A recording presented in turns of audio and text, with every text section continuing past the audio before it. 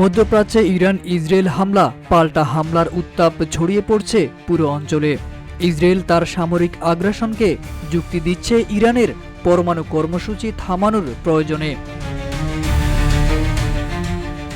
তবে বাস্তবে ফিলিস্তিনের গাজায় ইসরায়েলি বাহিনীর লাগাতার হামলা, জোরপূর্বক উচ্ছেদ এবং বেসামরিক জনগণের উপর সহিংসতার ঘটনা আন্তর্জাতিক অঙ্গনে বাড়িয়ে তুলেছে উদ্বেগ।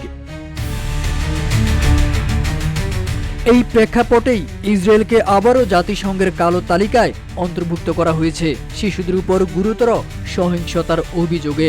২০২৪ সালে গাজায় ইসরায়েলি বাহিনীর চালানো হামলায় শিশুদের উপর সহিংসতা সংঘটিত হয়েছে বলে উল্লেখ করা হয় জাতিসংঘের বার্ষিক প্রতিবেদনে। এটি টানা দ্বিতীয় বছর ইসরায়েল এই তালিকায় নাম লেখালো।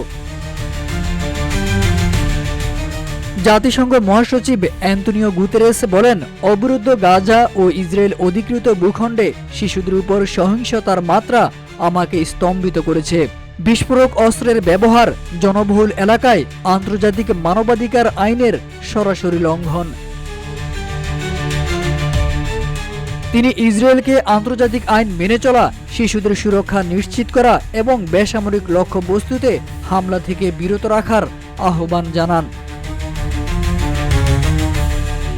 গাজা ছাড়াও চলতি বছরে শিশুদের উপর সহিংসতায় সবচেয়ে ক্ষতিগ্রস্ত দেশগুলোর মধ্যে রয়েছে কঙ্গো, সোমালিয়া, নাইজেরিয়া এবং হাইতি। এখন দেখার বিষয় ইসরায়েলের জন্য কি অপেক্ষা করছে।